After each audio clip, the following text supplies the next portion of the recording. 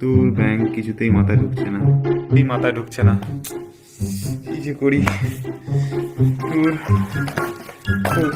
Bank test পেপারও solve করতে পারিনি আজকে, হচ্ছেই না কিছুতেই, ভালো লাগে না। কি রে বল্টু, এত চিন্তিত লাগছে, কি হয়েছে? আরে ঘটন আর বলিস না, আর ভাল লাগে না। এই আলো চ্যাপ্টারটা আমার পুরো জীবনে অন্ধকার এনে দিয়েছে। ভেবেছিলাম মাধ্যমিকে ফিজিক্যাল সায়েন্সে লেটার মার্কসের ওপরে পাবো, কিন্তু এই মাথায় ঢুকছে না আলো চ্যাপ্টারটা কি করে হবে।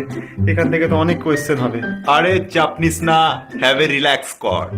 সোমস ক্লাসরুমে যা, সোমনাথ স্যারের ভিডিও দেখ, আর আলোর চ্যাপ্টারটার পুরো ধোঁয়া ধোঁয়া করে রেখে দে। তো এখন তো আর হাতে সময় নেই, এই সময়ের মধ্যে কি আমি পারবো আলো চ্যাপ্টারটা কমপ্লিট করতে? আরে শোন শোন, পারবি না মানে কি? হ্যাঁ, পারবি না মানে কি? হাতে অনেক দিন টাইম আছে, আর ম্যাক্সিমামটাই সোমস ক্লাসরুমে আপলোড হয়ে যাবে। তুই শুধু যা, হ্যাভ এ রিল্যাক্স কর, আর ভিডিও দেখ। ভিডিও দেখলেই তোর পুরো কনসেপ্ট দেখবি, পুরো এত ক্লিয়ার হবে, পুরো পরীক্ষার হলে ধোঁয়া তুলে রেখে দিবি।